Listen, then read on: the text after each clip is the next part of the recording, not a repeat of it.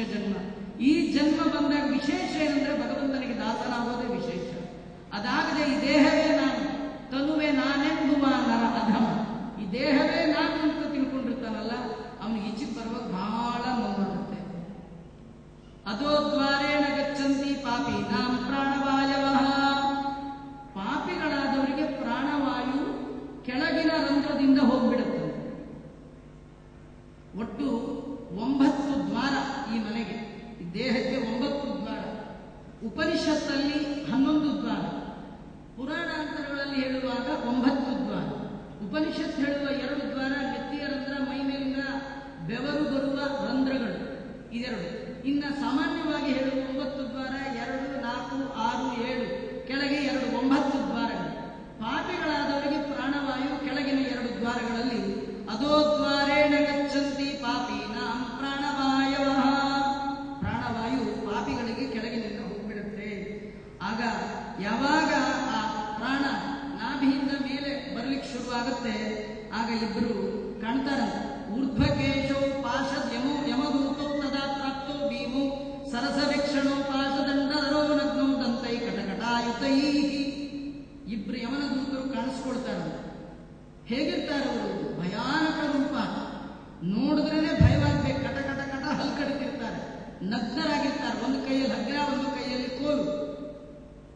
ನೋಡಿ ವಿಚಿತ್ರ. ಈ ಮುಂದಿನ ಶ್ಲೋಕ ಓದ್ತೀನಿ ಕೇಳಿ. ಅವ್ರು ಹೇಗಿರ್ತಾರೆ ಅಂದ್ರೆ, ಊರ್ಧ್ವಕೇಶೌ ಕಾಕ ಕೃಷ್ಣವು ವಕ್ರತುಂಡೋ ನಖಾಯುಧವು. ಅವ್ರ ಕೂದಲು ನಿಂತ್ಕೊಂಡಿರುತ್ತದೆ. ಈಗೇನೋ ನಮ್ಮ ಹುಡುಗರು ಸ್ಟೈಲೇ ಅದಾಗ್ಬಿಟ್ಟು ಎಲ್ಲ ಹೀಗೆ ನಿಲ್ಲಿಸ್ಕೊಂಡು. ಅವ್ರ ಗಾಡಿನೂ ಅದೇ ಇರುತ್ತೆ ನೋಡಿ, ಯಮಾಹ ಅಂತ ಗಾಡಿ ಹೆಸರು. ಮೇಲ್ ಕೂತವನು ಒಳ್ಳೆ ದೂತಾಹ ಹಾಗೆ ಇರ್ತಾನೆ. ಎದುರಿಗೆ ಯಾರು ಅಪ್ಪಿ ತಪ್ಪಿ ಮುದುಕರು ಗಿದುಕರು ಹೋದ್ರೆ ಪ್ರೇತಾಹ. ಅವ್ರ ಮನೇಲಿ ಇದೇ ಪುರಾಣವೇ, ಇನ್ನೇನು ಮಾತಾಡೋದು.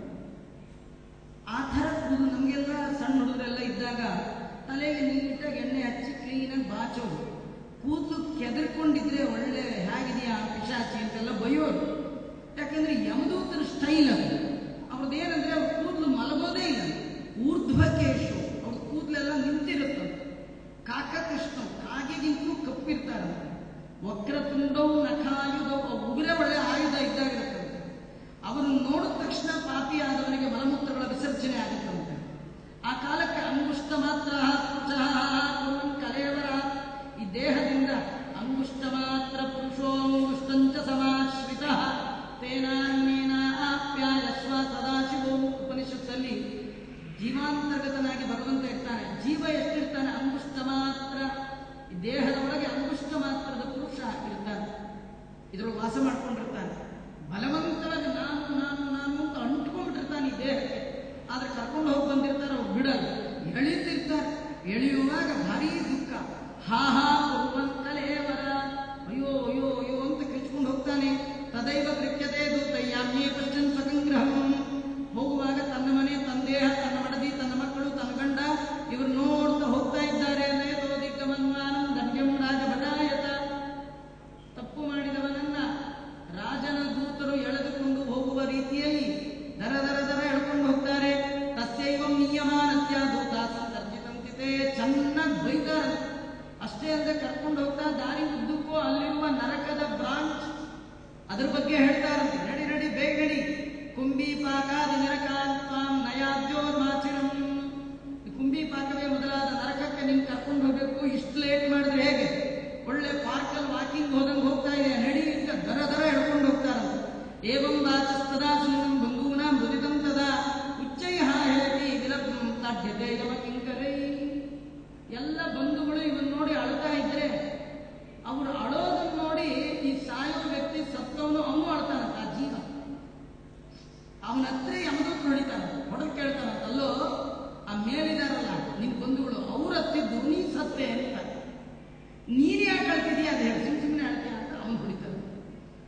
ತಾಡ್ಯಂತೆ ಯಮ ಕಿಂಕರೆ ತಯೋ ನಿರ್ವಿಘ್ನ ಹೃದಯ ತಜ್ಜನೆ ಜಾವೇ ಪತು ಪತಿಶ್ವಭಿ ಭಕ್ಷಮಾಣಾರ್ಥೋ ವಂಶ ಮನಸ್ಮರನ್.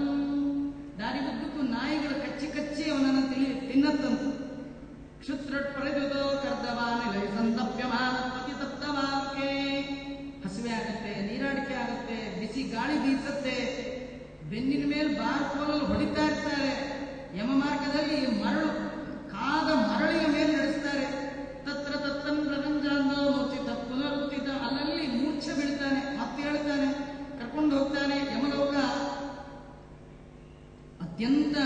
ದೂರದಲ್ಲಿರ್ತಕ್ಕಂಥದ್ದು. ಅಂತಹ ಯಮಲೋಕಕ್ಕೆ 2 ಮುಹೂರ್ತ ಅಥವಾ 3 ಮುಹೂರ್ತದ ಒಳಗೆ ಕರ್ಕೊಂಡು ಹೋಗಿ ಬಂದ್ಬಿಡ್ತಾರೆ. ಒಂದ್ಸತಿ ಕರ್ಕೊಂಡು ಹೋಗಿ ಬಂದ್ಬಿಡ್ತಾರೆ.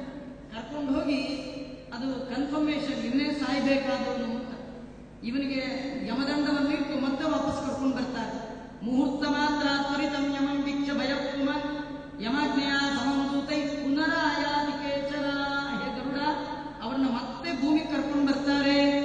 ಆದರೆ ಯಾಕೆ ಕರ್ಕೊಂಡು ಬರ್ತಾರೆ ಅಂದ್ರೆ, ನೀನು ಯಾರ್ಯಾರನ್ನು ನಂಬಿದೀಯ, ನಿನಗೆ ಅವ್ರು ಏನೇನು ಮಾಡ್ತಾರೆ ನೋಡು, ನೀನು ನೋಡು ಅಂತ ಹೇಳಿ ತೋರಿಸ್ತಾರೆ. ಆದ್ರೆ ಅವ್ರು ಮಾಡೋದು ಬಿಡೋದು ಆಮೇಲೆ ಇಲ್ಲಿ ಸ್ವಾಮಿ, ಒಂದ್ಸತಿ ಒಂದೇ ಒಂದು ಚಾನ್ಸ್ ಕೊಡಿ, ಆ ಬಾಡಿ ಒಳಗೆ ಒಮ್ಮೆ ಹೋಗಿ ಅವ್ರಿಗೆಲ್ಲ ಮತ್ತೆ ವಿಶ್ ಮಾಡಿ ಬಂದ್ಬಿಡ್ತೀನಿ ಅಂತ ಇವರು ಹೋ ಅಂತ ಅಗಮ್ಯ ವಾಸನಾಬದ್ಧೋ ದೇಹ ನಿಚ್ಚನ್ಯ ಮಾನುಗೈ. ಆ ದೇಹವನ್ನ ಮತ್ತೆ ಬಯಸ್ತಾನೆ. ಯಾಕೆ? ಅಗಮ್ಯ ವಾಸನಾಬದ್ಧ. ಎಷ್ಟೋ ದಿನದಿಂದ ಬಾಡಿ ಒಳಗೆ ವಾಸ ಮಾಡ್ಕೊಂಡಿರ್ತಾನೆ. ಸುಮ್ಮನೆ ಉದಾಹರಣೆಗೆ ಅಂದ್ರೆ, ಒಳ್ಳೆ ಕಡೆ ಒಂದು ಸ್ವಲ್ಪ ಬಾಡಿಗೆಗೆ ಒಂದು 4 ರೂಮಿನ ಮನೆ 50 ರೂಪಾಯಿ ಬಾಡಿಗೆ ಕೊಟ್ಬಿಟ್ಟಿರ್ತಾರೆ. ಅವ್ರೆಲ್ಲೋ ಅಮೆರಿಕಾದಲ್ಲೋ ಎಲ್ಲೋ ಇರ್ತಾರೆ, ನೀವಿರ್ರಿ ವಾಸ ಮಾಡ್ಕೊಂಡಿರ್ರಿ ಅಂತ ಕೊಟ್ಟಿರ್ತಾರೆ.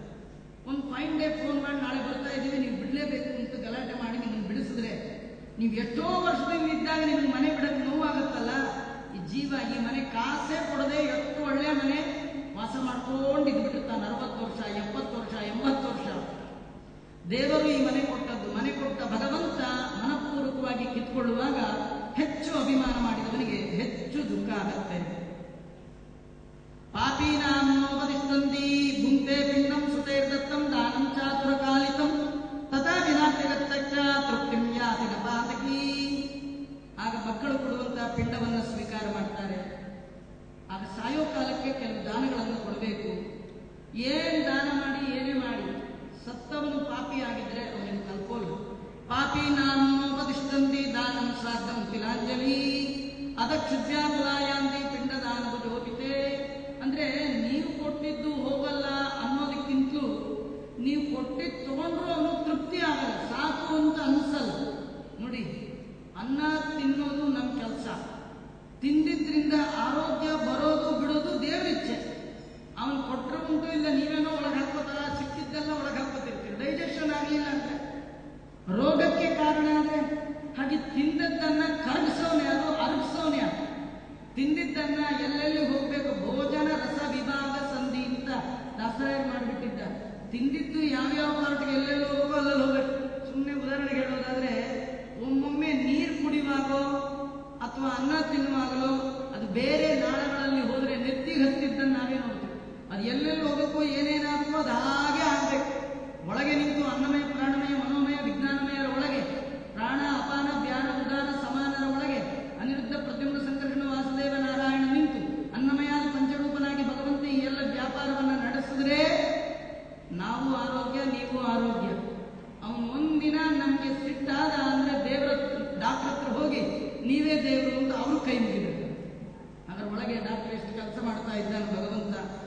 ಪಾಪಿನೋ ನೋಪದಿಷ್ಟಂತಿ. ಮಗ ಕೊಡ್ತಾನೆ, ಅಪ್ಪ ತಿಂತಾನೆ. ಆದ್ರೆ ಅಪ್ಪನಿಗೆ ತೃಪ್ತಿ ಆಗ್ಬೇಕಂದ್ರೆ ತಿಮ್ಮಪ್ಪನ ಅನುಗ್ರಹ ಬೇಕು, ನಮ್ಮ ಕೃಷ್ಣಪ್ಪನ ಅನುಗ್ರಹ ಬೇಕು. ಇಲ್ಲ ಅಂದ್ರೆ ಬರೀ ದುಃಖ. ಭವಂತಿ ಪ್ರೇತ ರೂಪಾಸ್ತೆ ಪಿಂಡದಾನ ವಿವರ್ಜಿತ. ಕೆಲವರು ನಮ್ಮಪ್ಪ ಪಾಪಿ ಆಚಾರ್ಯ, ನೀವು ಹೇಳಿದಾಗ ನಾ ಯಾಕೆ ಸುಮ್ಮನೆ ಶ್ರಾದ್ದ ಮಾಡ್ಲಿ, ಮಾಡೋದೇ ಇಲ್ಲ ಅಂತ ಇಲ್ಲೇ ಬಿಟ್ಬಿಟ್ಟ ಅಂದ್ರೆ ಭವಂತಿ ಪ್ರೇತ ರೂಪಾಸ್ತೆ ಪಿಂಡದಾನ ವಿವರ್ಜಿತ. ಅಕಲ್ಪಂ ನಿರ್ಜನಾರಣ್ಯ ಭ್ರಮಂತಿ ಬಹುದುಃಖಿತ ನಾಭೂತಂ ಕ್ಷೀಯತೆ ಕರ್ಮ ಕಲ್ಪಕೋಟಿ ಶತೈರಪಿ. 1 ಕೋಟಿ ಕಲ್ಪಗಳಾದರೂ ಆಗುವ ಅವನಿಗೆ ಕರ್ಮ ಆಗಲಿಲ್ಲ ಅಂತಾದ್ರೆ ಅವನಿಗೆ ಮುಂದಿನ ಜನ್ಮ ಸಿಗೋದಿಲ್ಲ. ಎಷ್ಟೋ ಜನ ತುಂಬಾ ವರ್ಷ ಆದ್ಮೇಲೆ ಜಾತಕ, ಮನೇಲಿ ಪ್ರಾಬ್ಲಮ್, ಜಾತಕ ತಗೊಂಡು ಹೋದ್ರೆ ಜಾತಕ ನೋಡಿದವ್ರು ಹೇಳ್ತಾರೆ, ನಿಮ್ಮ ವಂಶದಲ್ಲಿ ಯಾರಿಗೂ ಸರಿಯಾಗಿ ಕರ್ಮ ಆಗಲಿಲ್ಲ, ಪಿತೃಶಾಪ ಇದೆ ಅಂತ. ಯಾವಾಗಲೂ ಯಾಕೆ ಈಗ ಬೇಕಾದ ಜನ ಶ್ರಾದ್ದ ಮಾಡುವಾಗ ಶ್ರದ್ಧೆ ಒಂದ್ಬಿಟ್ಟು ಮಿಕ್ಕಿದ್ದೆಲ್ಲ ಇರುತ್ತೆ. ಶ್ರದ್ಧೆ ಇಲ್ಲದೆ ಮಾಡಿದ ಶ್ರಾದ್ದ ಅದು ತಿಥಿ ಆಗುತ್ತೆ. ಕೆಲವರು ಅಂತ ಬಾ ನೀವು ತಿಥಿ ಮಾಡ್ತೀನಿ ಅಂತ, ತಿಥಿ ಆಗುತ್ತೆ. ತಿಥಿ ಆಗಬಾರ್ದು, ಶ್ರಾದ್ದ ಆಗಬೇಕು. ಅದು ಶ್ರದ್ಧೆಯಿಂದ ನಾವು ಮಾಡಬೇಕು ಅಂತ ತಿಳಿಸ್ತಾ ಇದ್ದಾರೆ. ಅಥೋ ದದ್ಯಾತ್ಸುತಂ ಪಿಂಡಂ ದಿಶೇಷು ದಶಸು ಬೀಜ. ಇಲ್ಲಿ ನೋಡಿ ಸ್ಪಷ್ಟ ಹೇಳ್ತಾರೆ. ಕೆಲವರು ಸತ್ತ ಮೇಲೆ ಅದು 5ನೇ ದಿನದಿಂದ ಮಾಡೋಣ, 9ನೇ ದಿನ ಮಾಡೋಣ, 7ನೇ ದಿನ ಮಾಡೋಣ ಅಂತ. ಹಾಗೆಲ್ಲ ಮಾಡಬಾರ್ದು. ನೀವು ಬದುಕಿದ್ದಾಗ ಊಟ ಹಾಕಿದ್ರೆ ಹಾಕಿ, ಬಿಟ್ರೆ ಬಿಡಿ. ಹ್ಯುಮ್ಯಾನಿಟಿ ಕರ್ಟಸಿ ಮೇಲೆ ಯಾರೋ ಅನ್ನ ಹಾಕಿ ಹಾಕ್ತಾರೆ, ಅವ್ನು ತಿಂದೇ ತಿಂತಾನೆ. ಅವನ ಅನ್ನದ ಗುಣ ಎಲ್ಲಿರುತ್ತೋ ತಿಂದೇ ತಿಂತಾನೆ, ನೀವು ಕೊಡದೇ ಇದ್ರು ದೇವರು ಕೊಟ್ಟೇ ಕೊಡ್ತಾನೆ. ಆದ್ರೆ ಸತ್ತ ಮೇಲೆ ಯಾರೋ ಕೊಡ್ತಾರೆ ಅಂದ್ರೆ ಕೊಡಲ್ಲ, ಯಾರು ಕೊಟ್ಟರು ಹೋಗಲ್ಲ. ಸುತೈರ್ದತ್ತಂ, ಮಗನೇ ಕೊಡ್ಬೇಕು. ಅದು ದಶಸುದ್ವಿಜ, 10 ದಿನ ಕೊಡ್ಬೇಕು, 10 ದಿನ ಕೊಡ್ಬೇಕು. ಯಾಕೆಂದ್ರೆ ಅವನಿಗೆ ಮುಂದಿನ ದೇಹ, ಯಾತನಾ ದೇಹ ಅನ್ನೋದು ಬರಬೇಕಾದ್ರೆ 10 ದಿನ ಕೊಡ್ಲೇಬೇಕು. ಭಾಗದ್ವಯಂ ದೇಹ ಪುಷ್ಟಿಸಂ ಭೂತಪಂಚಕೆ, ಅದರಲ್ಲಿ ಪಿಂಡ ಕೊಟ್ಟಾಗ ಎರಡು ಭಾಗವನ್ನ ದೇಹಕ್ಕೆ ಪುಷ್ಟಿ. ತೃತೀಯಂ ಯಮದೂತಾನಂ ಚತುರ್ಥಂ ಸೌಪಜೀವತಿ, 3ನೇ ಭಾಗ ಯಮದೂತರಿಗೆ, 1 ಭಾಗ ತಾನು ತಿಂದು ಅಹೋರಾತ್ರನೋ ವಿಪ್ರೇತ ಪಿಂಡ ಭವಾಪ್ನೆಯ 9 ದಿನಗಳ ಕಾಲ ಆ ರೀತಿ ಪಿಂಡವನ್ನ ತಿಂದ್ಕೊಳ್ತಾನೆ. ಆಮೇಲೆ ಹಸ್ತ ಮಾತ್ರ ಪುಮಾನ್ಯೇನ ಪತಿಗುಂತೆ ಶುಭಾಶುಭ, ಹಸ್ತ ಮಾತ್ರದ ದೇಹ, ಅಂಗುಷ್ಟ ದೇಹ ಹೋಗಿ ಹಸ್ತ ಮಾತ್ರ ದೇಹ ಬರುತ್ತೆ ಅಂತ ಹೇಳ್ತಾ ಇದ್ದಾರೆ. ಷಡಶೀತಿ ಸಹಸ್ರಾಣಿ, ಇಲ್ಲಿಂದ ಯಮಲೋಕ 86,000 ಯೋಜನ ದೂರ ಇದೆ ಅಂತ. ಒಂದು ದಿನಕ್ಕೆ ಒಂದು ಜೀವ, ಒಂದು ದಿನಕ್ಕೆ 200 ಯೋಜನ ನಡಿಬೇಕು. ಹಾಗೆ ಕರ್ಕೊಂಡು ಹೋಗ್ತಾರೆ. ಅಷ್ಟು ವಾಕಿಂಗ್, ಕೆಲವರಿಗೆ ಅದಕ್ಕೆ ಬೆಳಗ್ಗೆ ವಾಕಿಂಗ್ ಮಾಡ್ತಾ ಇರ್ತಾರೆ, ಅಭ್ಯಾಸ ಮಾಡ್ಕೊಳ್ಳೋಕ್ಕೋ ಏನು. ಆ ಥರ ವಾಕಿಂಗ್ ಇವೆಷ್ಟೇ ಸ್ಪೀಡ್ ಮಾಡಿದ್ರು 200 ಹೋಗಕ್ಕೆ ಸಾಧ್ಯ ಇಲ್ಲ. 200 ಯೋಜನ ನಮ್ಗೆ ಅಷ್ಟು ಸ್ಪೀಡ್ ಆಗಲ್ವಲ್ಲ, ಅಂದ್ರೆ ನೀವ್ಯಾಕೆ ಬರ್ತೀರಿ, ನಾವು ಕರ್ಕೊಂಡು ಹೋಗ್ತೀವಿ ಅಂತ ಅವರು ಕೆಳ್ಕೊಂಡು ಹೋಗ್ಬಿಡ್ತಾರೆ. ಆದ್ರಿಂದ ಹೀಗೆ ಹೋಗುವಾಗ 16 ಊರುಗಳು ಸಿಗುತ್ತೆ. ಅದಕ್ಕೆ ಷೋಡಶ ಶ್ರಾದ್ದ ಅಂತ ಮಾಡಬೇಕು. 3 ಷೋಡಶಿಗಳು, ಉತ್ತಮ ಷೋಡಶ, ಮಧ್ಯಮ ಷೋಡಶ, ಮಲಿನ ಷೋಡಶ. 10 ದಿನದ ಒಳಗೆ ಮಾಡುವ ಷೋಡಶ ಮಲಿನ ಷೋಡಶ, 11ನೇ ದಿನ ಮಾಡುವ ಷೋಡಶ ಮಧ್ಯಮ ಷೋಡಶ, 27ನೇ ದಿನದಿಂದ ಮಾಡುವಂತಹ ಷೋಡಶ ಏನಿದೆ ಅದು ಉತ್ತಮ ಷೋಡಶ ಅಂತ ಕರೀತಾರೆ. 16 ಊರುಗಳು: ಸೌಮ್ಯಂ ಸೌವೀರಪುರಂ, ನಗೇಂದ್ರ ಭವನಂ, ಗಂಧರ್ವಂ, ಶೈಲಾಗಂ, ಪ್ರವಂಚಪುರಂ, ಕ್ರೂರಪುರಂ, ವಿಚಿತ್ರ ಭವನಂ, ಪದ್ಮಾಪದಂ, ನಾನಾಕ್ರಾಂತಪುರಂ, ಸುತಪ್ತ ಭವನಂ, ರುದ್ರಂ, ವಯೋವರ್ಷಂ, ಶೀತಾಢ್ಯಂ, ಬಹುವಿಧಿರಂ, ಧರ್ಮಭವಂ, ಯಾಮ್ಯಂಪುರಂ ಚಕ್ರದ. ಸೌಮ್ಯಪುರ, ಸವೀರಪುರ, ನಗೇಂದ್ರ ಭವನ, ಶೀತಾಢ್ಯ ಅನ್ನುವಂಥ 16 ಊರುಗಳಿದೆ. ಈ ಎಲ್ಲ ಊರುಗಳಿಗೆ ಹೋದಾಗ ಒಮ್ಮೊಮ್ಮೆ ನಿಲ್ಲಿಸ್ತಾರೆ. ಆ ಊರಿನಲ್ಲಿ ನಿಲ್ಲಿಸಿದಾಗ ಆ ದಿನ 27ನೇ ದಿನ ಒಂದು, 30ನೇ ದಿನ ಒಂದು, 45ನೇ ದಿನ ಒಂದು, ಹಾಗೆ ಟೈಮ್ ಕರೆಕ್ಟಾಗಿ ಕರ್ಕೊಂಡು ಹೋಗ್ತಾರೆ. ಕೆಲವರು ಟೈಮ್ ಅಂದ್ರೆ ಗೊತ್ತಿರೋದು, ಟೈಮ್ ಅಲ್ಲೆಲ್ಲ ಭಾರಿ ಟೈಮ್ ಅಂದ್ರೆ ಟೈಮ್. 27ನೇ ದಿನವೇ ಬರ್ತಾರೆ, 45ನೇ ದಿನವೇ ಬರ್ತಾರೆ. ಅದಕ್ಕೆ ಇಲ್ಲಿ ಮಗ ಭೂಲೋಕದಲ್ಲಿ ಆ ಕಾಲಕ್ಕೆ ನೀರು, ಅನ್ನ ಉತ್ತಮ ಬ್ರಾಹ್ಮಣರಲ್ಲಿ ಕೊಟ್ಟರೆ ಅದನ್ನಲ್ಲಿ ಕಲ್ಪಿಸ್ತಾರೆ ಅಂತ ತಿಳಿಸ್ತಾ ಇದ್ದಾರೆ. ಮುಂದೆ ಗರುಡ ಕೇಳ್ತಾನೆ, ಕೀದೃಶೋ ಯಮಲೋಕಸ್ಯ ಪಂಥಾಭವತಿ ದುಃಖಿತ ತತ್ರಯಾಂತಿ ಯಥಾ ಪಾಪ ತನ್ನೇ ಕಥಯ ಕೇಶವ. ಹೇ ಭಗವಂತ, ಯಮಲೋಕದ ದಾರಿ ಅತ್ಯಂತ ದುಃಖ ಅಂತ ಹೇಳಿದ್ರಿ, ಅದು ಹೇಗಿರುತ್ತೆ, ಅಲ್ಲಿ ಹೋದಂತ ಪಾಪಿ ಏನೆಲ್ಲ ದುಃಖವನ್ನು ಪಡಿತಾನೆ ಹೇಳಿ ಅಂತ ಕೇಳಿದಾಗ ಅದಕ್ಕೆ ಭಗವಂತ ಉತ್ತರ ಕೊಡ್ತಾ ಇದ್ದಾನೆ. ಅದನ್ನು ನಾಳೆ ಸೇರಿದಾಗ ನೋಡೋಣ ಅಂತ ಹೇಳ್ತಾ ಶ್ರೀ ಕೃಷ್ಣಾರ್ಪಣಮಸ್ತು. ಸರ್ವೇಂದ್ರಿಯ ಪ್ರೇರಕೇಣ ಶ್ರೀ ಪ್ರಾಣಪತಿನೇರಿ ಮಹಂತೆಯ ಪ್ರಿಯತಾಂ ಕಮಲಾಯ ಮಧ್ವೇಶಾರ್ಪಣಮಸ್ತು. ಕೃಷ್ಣಾರ್ಪಣಮಸ್ತು. ಬಹು ಮನೋಜ್ಞವಾಗಿ ಗರುಡ ಪುರಾಣದ ಪ್ರವಚನವನ್ನು ನೀಡಿರುವಂತಹ ಆಚಾರ್ಯರಿಗೆ ಶ್ರೀಮಠದ ಪರವಾಗಿ ಧನ್ಯವಾದ ಹೇಳ್ತಾ, ಎಲ್ಲ ಶ್ರೋತರೊಂದಕ್ಕೂ ಧನ್ಯವಾದ ಹೇಳ್ತಾ ಈ ಧಾರ್ಮಿಕ ಪ್ರವಚನ ಕಾರ್ಯಕ್ರಮಕ್ಕೆ ಮಂಗಳವನ್ನು ಹೇಳ್ತೇವೆ. ಶ್ರೀಕೃಷ್ಣಾರ್ಪಣಮಸ್ತು.